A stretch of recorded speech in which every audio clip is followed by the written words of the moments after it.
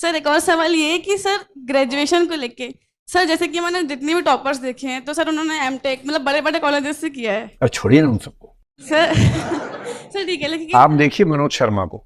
जी sir.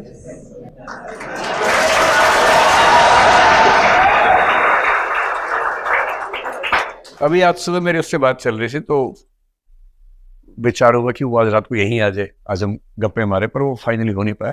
कभी आपको मिलवाएंगे, ऐसे लोगों से मिलवाएंगे।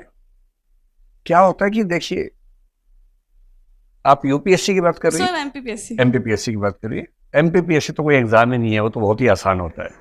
कोई एग्जाम एमपीपीएससी, लड्डू भरे हुए लड्डू उठा के खा रहे हैं, उसको एमपीपीएससी कहते हैं। एग्जाम तो यूपीएससी होता है, एमपीपीएससी तो बहुत आसान है, मतलब बहुत आसान। विश्वास कीजिए मेरी बात पर, मैं मजाक नहीं कर रहा हूं। अगर एमपीपीएससी में स्ट्रगल है तो इसका सिर्फ इतना मतलब है कि आप सही डायरेक्शन, सही रणनीति के साथ मेहनत नहीं कर पा रहे।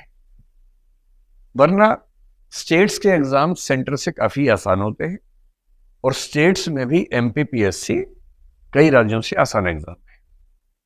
मेरा कई राज्यों में ठीक ठाक दखल रहता है परीक्षा पद्धतियों को समझने में, तो मैं बहुत सोच समझ के बात कह रहा हूं। तो जैसे मनोज का, तो आईएएस की बात मैं कर रहा हूं भी। आपने कहा कि किसी का एमटेक है, किसी का बीटेक है, कोई आईआईटी से है, ठीक है, वो लोग भी हैं। सिविल सर्विसेज की यही तो ब्यूटी है।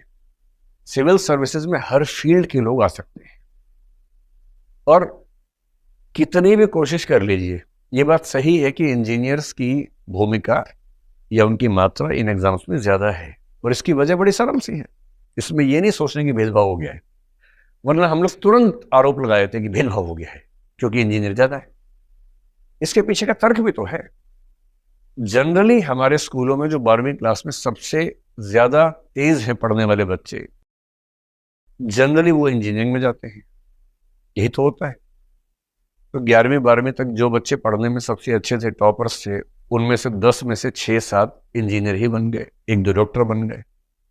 ह्यूमैनिटीज में कम जाते हैं, कॉमर्स में कम जाते हैं। 3 या 4 साल की ग्रेजुएशन में ऐसा तो है नहीं कि जीन्स बदल जाएंगे। डीएनए वही है, जीन्स वही है। इंजीनियरिंग करके फिर वो आईएएस एग्जाम देने लगे, मान लीजिए। आर्ट्स के बाद भी लोग आईएएस एग्जाम दे रहे हैं। पर क्योंकि पहले जो स्कूल में सबसे ज्यादा पढ़ने वाले बच्चे थे इंजीनियर बन गए थे, वो अब भी पढ़ रहे हैं। इंजीनियर टॉप कर गए ऐसा नहीं है। दरअसल वो बच्चे जो स्कूल लाइफ से ही बहुत पढ़ रहे थे, जो संयोग से इंजीनियर भी बने बीच में, वो टॉप कर गए क्योंकि वो बचपन से टॉप कर रहे थे। तो ये इतनी आश्चर्य की बात नहीं। लेकिन ह्यूमैनिटीज में, कॉमर्स में जो बच्चे होते हैं वो दो तरह के हैं। एक वो 5-10% जो पढ़ने में बहुत अच्छे थे स्कूल में, पर बाई चॉइस कॉमर्स लिया या ह्यूमैनिटीज लिया। आप मेरी बात से सहमत होंगे कि ऐसे बच्चों की संख्या 5% से ऊपर नहीं है इस समय।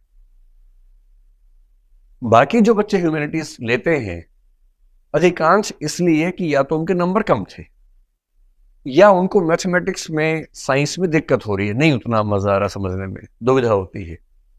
तो उन्हें किसी ने बताया कि ज्यादा आसान पड़ता है, आर्ट्स कर लो, बीए कर लो, आसानी से हो जाएगा। उनको ग्रेजुएशन करना है तो बीए में एडमिशन ले लिया।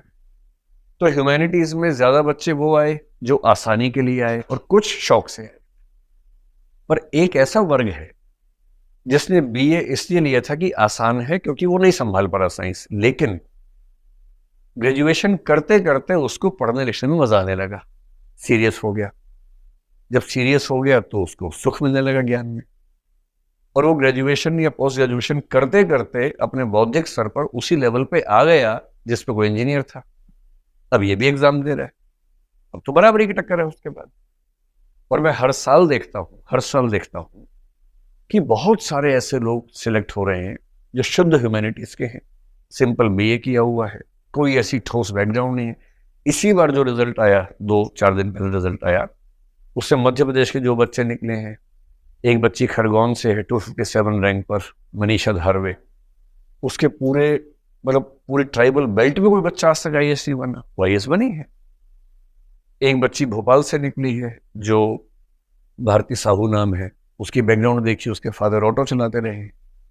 तो ऐसा थोड़ा है, इस एग्जाम की यही तो ब्यूटी है कि इसमें आईआईटी के टॉपर्स भी आएंगे, और इसमें 12वीं फेल होकर ग्रेजुएशन करके जो बने हैं वो ही आएंगे, हर तरह के लोग आएंगे।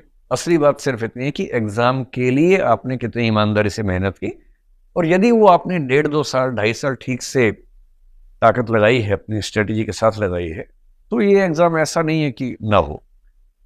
मैं बहुत खुल के ये बात कह रहा हूं, इसलिए नहीं कि आप मोटिवेट होकर इस एग्जाम की तैयारी करें, आप तो पहले से कर ही रही हैं।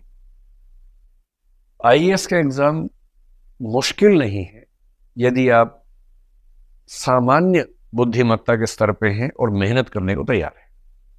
और एमपीपीएससी का एग्जाम आईएएस की तुलना में बेहद आसान है, बशर्ते स्ट्रेटजी ठीक हो, मुश्किल नहीं। और ये मैं बहुत होशो हवास में कह रहा हूं, मुझे ये कहने में जरा से भी दुविधा नहीं, ठीक है।